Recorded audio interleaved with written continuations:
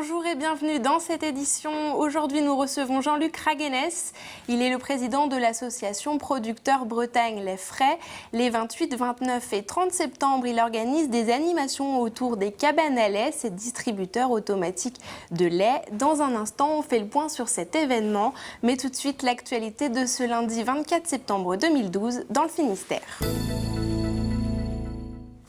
À cause du vent et de la forte houle, une goélette de 25 tonnes s'est échouée cette nuit sur les roches près du port de Rosmer à Douarnenez.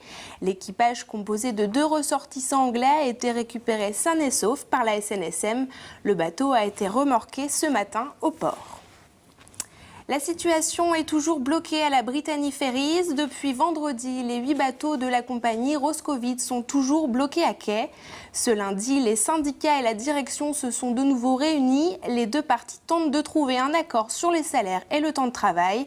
Cet accord pourrait être validé ce lundi soir. On écoute un représentant syndical au micro de Kevin Keillet. À l'issue de cette réunion, la directrice générale est venue nous rencontrer également et souhaite nous proposer dès ce soir, 17-18 h, un projet d'accord cadre qui permettrait de définir donc les négociations futures. Ce projet d'accord cadre, si nous nous mettons d'accord dès ce soir, permettra le déblocage de la situation et la reprise de l'activité. Voilà ce que nous a dit la directrice générale. Nous, on n'est pas dans l'urgence, hein. Les navires sont stoppés malheureusement, mais pas à notre initiative. Et on ne va pas engager la signature de la SAFDT en l'occurrence sans avoir pris quand même certaines précautions de savoir où est-ce qu'on va. Les plages du Trégor seront-elles bientôt débarrassées des algues vertes? C'est en tout cas la volonté des associations, élus et agriculteurs. Ils viennent de lancer un plan de lutte contre les algues vertes dans l'anse de Loquirec. Les explications avec Pauline Ferco. Après 2 ans de travail, ça y est, le plan de lutte contre les algues vertes est lancé en baie de Loquirec. Collectivités, associations et agriculteurs, bien sûr, se sont engagés à diminuer la quantité d'azote rejetée dans l'eau de 21% d'ici 2015.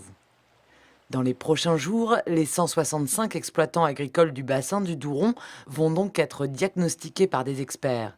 Objectif, modifier au plus vite certaines méthodes de travail pour réduire au maximum la pollution. C'est-à-dire qu'on a implanté du maïs après une année de chou-fleur.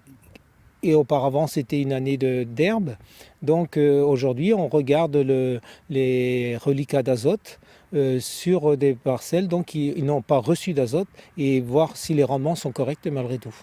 De nouvelles habitudes qui ne seront pas réservées qu'aux agriculteurs. Tous les acteurs du site participent au projet.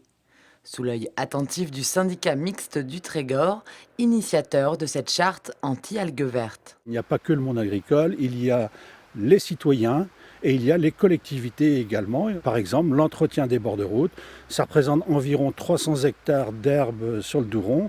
Et bien, cette herbe produit de l'azote, va directement au fossé, va directement dans le Douron. Et bien, il faudra aussi que l'ensemble des acteurs soient solidaires sur cette question. Un bel exemple d'action participative qui pourrait inspirer d'autres sites touchés par d'importants rejets d'azote. Reste que ces nouvelles méthodes de travail moins polluantes ont un coût. Ici, il est de 6,8 millions d'euros, une somme financée en grande partie par les agriculteurs eux-mêmes. Une bonne preuve de volonté pour cette profession, souvent stigmatisée dans l'affaire des algues vertes.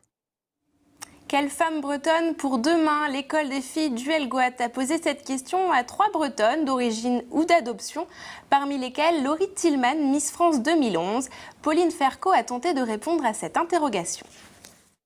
3 artistes, 3 femmes bretonnes, écrivains, chanteuses ou ex-Miss France, chacune est venue échanger avec le public du Helgoat ce dimanche. La question du jour étant: quelle femme bretonne pour demain? Donc ouais, moi j'habite à Huelgoat. Être bretonne, je ne sais pas forcément ce que ça signifie. Je ne le revendique pas absolument, mais ce que je sais, c'est que je le ressens. Voilà, je me sens attachée et bien ancrée dans ce territoire qui est fait de forêts qui amène tout de suite à une interprétation et à une imagination sans borne. Et j'ai toujours ce rapport très fort à la Bretagne qui fait que voilà, chacune... en échangeant sur nos expériences respectives, on s'aperçoit qu'il y a un parallèle ultra fort à faire au travers de cette région qui nous rapproche les unes les autres, la Bretagne. Parce que c'est ça, c'est vraiment un rapport fort à la géographie en fait, et puis aussi peut-être dans le mouvement. Voilà, c'est une fois qu'on a des racines fortes et sûres qu'on peut se mettre à bouger, qu'on peut se mettre à voyager, qu'on peut partir plus loin, et peut-être de reprendre aussi une âme de voyageur, quoi. Voilà. Côté public, des femmes bien sûr, mais beaucoup d'hommes aussi, venus rencontrer les invités de l'école des filles. Et puis en plus elles sont jeunes, elles sont belles, et l'école des filles au Huelgoat s'est montré que dans ce centre Bretagne, et le centre Bretagne à Lagnac a envie de vivre et a envie de vivre féminin aussi. Quelle femme bretonne pour demain? Finalement, peu importe, tant qu'elle conserve sa bonne humeur et son envie de partager, comme ces 3 artistes. Les 28, 29 et 30 septembre, l'association Producteurs Bretagne Lait Frais organise des animations autour des cabanes à lait, ces distributeurs de lait automatiques. Jean-Luc Raguenès, bonjour. Bonjour. Vous êtes le président de cette association, vous êtes également producteur de lait à Plouarzel. Vous avez lancé il y a 2 ans et demi la seule et unique cabane à lait du Finistère. Est-ce que l'on peut tout d'abord rappeler le principe de ces distributeurs ? Donc le principe, en fait, c'est comme les gens venaient à la ferme autrefois chercher leur lait, maintenant ils viennent le chercher à la ville. Donc nous, on envoie du lait frais tous les matins dans un stock. Donc le lait est stocké à moins de 4 degrés. Et les gens viennent avec leur bouteille ou achètent une bouteille au distributeur et se servent, prennent la quantité de lait qu'ils veulent, un demi-litre, 1 litre, plus, moins. Enfin, chacun est libre de prendre ce qu'il veut. Donc après 2 ans et demi d'installation à Saint-Renan, quelles sont les retombées pour vous de ce distributeur à lait ? Donc il y avait deux objectifs principaux. Avoir un retour du consommateur sur la qualité de nos produits, chose qu'on avait en port, parce qu'on fait de la vente directe en port. C'est mon frère qui s'en occupe depuis 10 ans et on a un retour du consommateur et moi je n'avais pas ça en lait. Donc il y avait ça, et puis de faire un revenu supplémentaire. Donc ça a très bien démarré, parce qu'il y a l'effet surprise et les gens viennent voir, donc il y a eu un très bon démarrage. Et après, comme la plupart des cabanes à lait, que ce soit en Bretagne, les 6 de l'association ou sur l'ensemble de la France, il y a une tendance à une stagnation, voire légère baisse parfois. Donc d'où l'idée de faire ce week-end-là pour essayer de relancer. Comment est-ce que vous expliquez justement ce mauvais résultat, ces attentes Je pense que les gens c'est pas très connu, et c'est la seule dans le Finistère, donc c'est peu connu. Les gens ont l'habitude d'aller au supermarché, de faire tour de leurs courses, de mettre tout dans le caddie, c'est pratique. Ici, il faut se déplacer, puis il faut penser aussi à avoir sa bouteille avec soi, parce qu'on ne va pas racheter une bouteille, c'est des bouteilles en verre, sérigraphiées à la cabane à lait, on ne va pas racheter sa bouteille à chaque fois. Donc les gens, il faut qu'ils prennent l'habitude de prendre leur bouteille, et puis une fois qu'ils ont pris l'habitude, il y a des gens qui depuis 2 ans et demi viennent là toutes les semaines, quoi. Et pour rien au monde, ils n'iraient prendre leur lait ailleurs pour cuisiner, quoi. À quel prix vous vendez ce lait ? Donc moi, je suis comme producteur bio, je suis à 1,10 € et les collègues en conventionnel sont à 1 €. Donc c'est les prix qui sont à peu près affichés dans toute la France. Donc le prix n'a pas bougé depuis 2 ans et demi. C'est du lait frais, entier ? C'est du lait entier, donc directement de la traite du matin, donc qui n'a subi aucune transformation. Du lait qu'on peut boire comme ça sans le faire bouillir, qui se conserve légalement 3 jours. Si les gens veulent faire bouillir, ils sont libres à eux. Et puis c'est du lait pour la cuisine, des crêpes, du riz au lait, du kika-farce, enfin des bonnes choses. Voilà, au niveau goût, au niveau gustatif, c'est autre chose, quoi. Donc ce week-end, il va y avoir des animations. Ça va être samedi à Saint-Renan. Qu'est-ce qui va se passer autour de votre cabane à lait ? Donc samedi de 10h à 13h, donc on profite parce que la cabane à lait est près du marché de Saint-Renan. Il y aura des dégustations de crêpes avec du lait de la cabane à lait et chocolat chaud, donc avec du lait également de la ferme. Et les gens pourront venir discuter avec des gens qui seront là, qui sont du métier, pourront discuter recettes, savoir tout ce qu'on peut faire avec du lait. Moi, je serai là aussi pour leur expliquer la ferme, comment fonctionne la cabane à lait, toutes les questions qu'ils veulent. Ce sera un échange, quoi, autour d'un chocolat chaud et d'une crêpe. Voilà.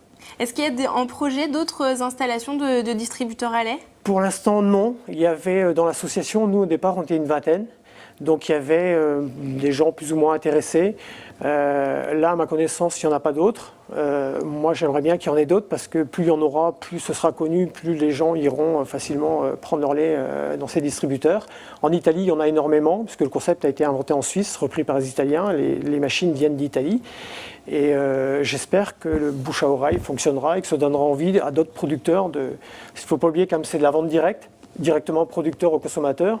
Les consommateurs, quand ils payent 1,10 €, ils savent que ça va dans la poche de l'agriculteur et pas dans la poche de je ne sais quel intermédiaire, quoi.